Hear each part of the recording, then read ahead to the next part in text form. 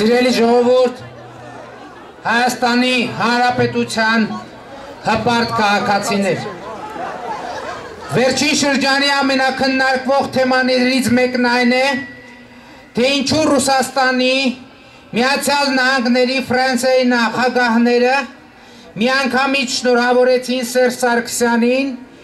իբր Հայաստանի նախագահ ընտրվելու կապակցությամբ։ Այս թեմայով բազմաթիվ հոդվածներ են եղել, քննարկումներ, որոնց հեղինակները ամենատարբեր կարծիքներ են արտահայտել։ Հարգանքով վերաբերելով արտահայտված բոլոր կարծիքներին, կարծում եմ կա մի կարևոր հանգամանք, որը տվյալ պարագայում վճռորոշ է։ Ֆրանսիայի, Ռուսաստանի, ԱՄՆ-ի, մյուս երկրների նախագահները իրենց ծառայության բերումով պարտավոր են արձանագրել իրողություններ։ Տվյալ դեպքում իրողությունը, որ նրանք արձանագրել են Սերժ Սարգսյանին ուղղված իրենց շնորհավորանքներով այն է, որ 2013 թվականի ապրիլի 18-ի նախագահական ընտրությունների պաշտոնական արդյունքներով Սերժ Սարգսյանը մնացել է իշխանության։ Գերտերությունների ղեկավարները արձանագրել են այդ իրողությունները, հիմնվելով Հայաստանի կենտրոնական ընտրական հանձնաժողովի արձանագրության վրա։ Որևէ պետության ղեկավար չի կարող առաջնորդվել այն կանխավարկածով, որ ինքը պետք է կասկածով վերաբերվի օտարերկրյա պետությունների կենտրոնական հանձնաժողովների որոշումներին։ Եթե երկրներն իրար ԿԸՀ-ներին սկսեն կասկածանքով վերաբերվել, միջազգային քաոս կսկսվի, խառնաշփոթ։ Եվ ուրեմն Հայաստանի կենտրոնական ընտրական հանձնաժողովի արձանագրությունը, որով Սերժ Սարգսյանին վերագրվել է հաղթանակ նախագահական ընտրություններում, իրողություն է, որը կա, գոյություն ունի, եւ այդ իրողությանն են արձագանքում ոչ միայն օտարերկրյա պետությունների ղեկավարները Սերժ Սարգսյանին շնորհավորելով, այլև Հայաստանի պետական կառավարման եւ տեղական ինքնակառավարման մարմինները Սերժ Սարգսյանին նախագահ համարելով։ Այս ֆոնին ահա բնական հարց է առաջանում. միթե ուրեմն հնարավոր չէ չեզոքացնել վերը նկարագրված իրողությունը։ Իմ պատասխանը միանշանակ է, հնարավոր է եւ Հայաստանի կենտրոնական ընտրական հանձնաժողովի տխրահռչակ արձանագրության սահմանած քաղաքական իրողությունը Սերժ Սարգսյանի Բաղրամյան 26-ում մնալու մասին անհրաժեշտ է չեզոքացնել քաղաքական, քաղաքացիական հետևողական քայլերի միջոցով։ Հզորագույն քայլը սակայն, որ կարող է բեկել ներքաղաքական իրավիճակը եւ Հայաստանում հաստատված ուժերի հարաբերակցության մասին պատկերացումը ապրիլի 9-ի հանրահավաքն է։ Եկեք թեկուզ տեսականորեն ձևակերպենք, թե ինչ կարող է տալ այդ օրը Հայաստանի ժողովրդին։ Պատկերացրեք ուրեմն այսպիսի տեսարան. Սերժ Սարգսյանը մարզահամերգային համալիրում իշխանական դիվանագիտական նեղ շրջանակի առաջ երթում է տալիս, իսկ Հայաստանի 100 հազարավոր քաղաքացիներ հավաքվում են Երևանի Ազատության հրապարակում, իրենցով լցնելով շրջակա տարածքներն ու փողոցները, հավաքվում են ի նշանավորումն այն բանի, որ իրենք Սերժ Սարգսյանին չեն ընտրել Հայաստանի Հանրապետության նախագահ ու չեն ճանաչում նրա իշխանությունը։ Չեն ճանաչում նրա իշխանությունը։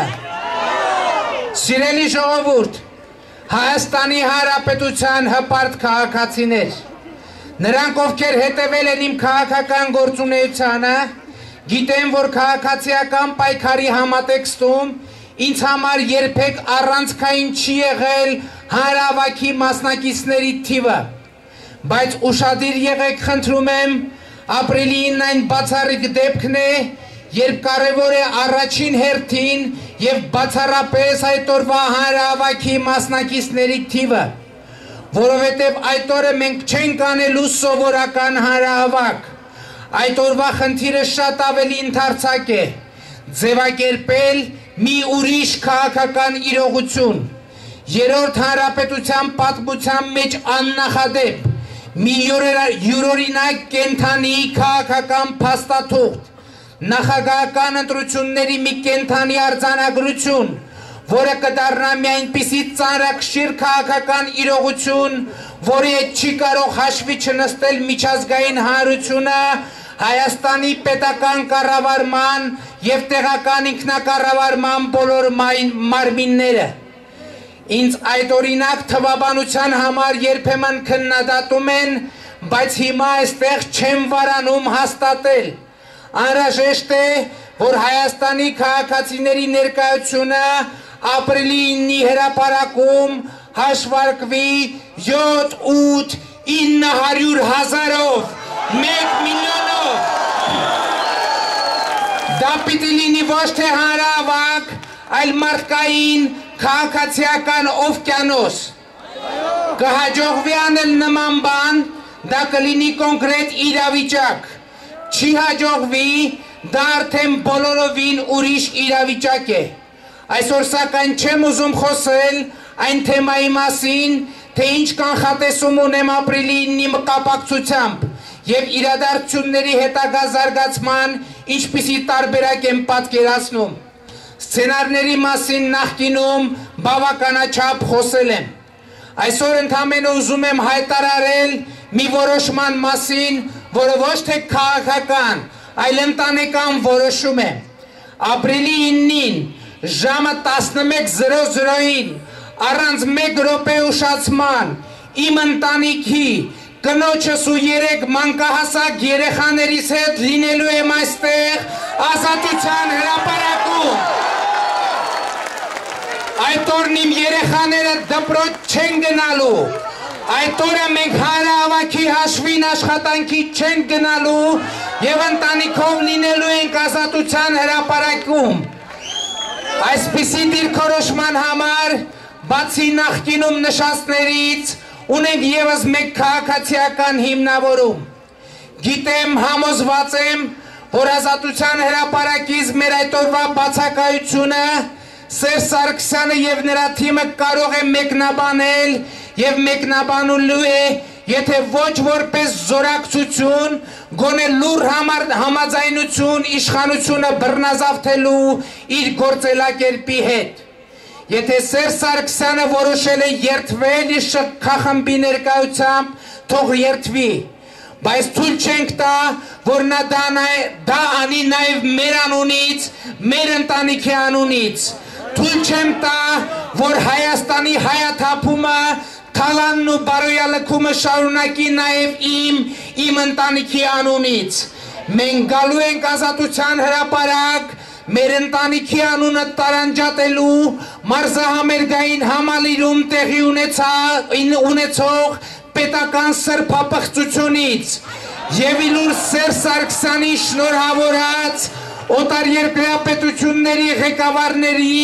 հայտարարելու։ Պարոնայք նախագահներ,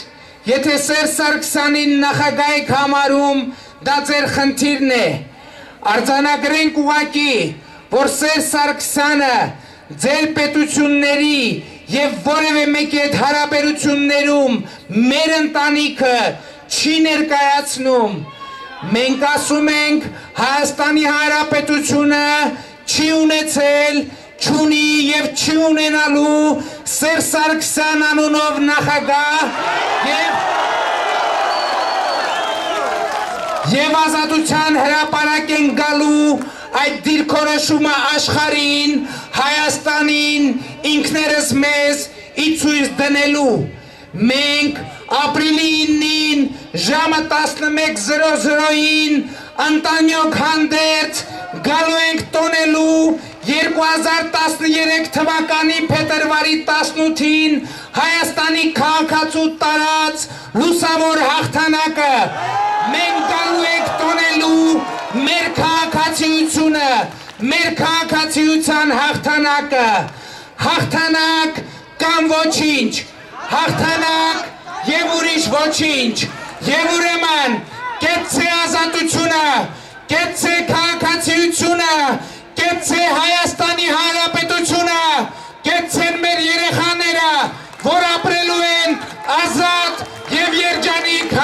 անում։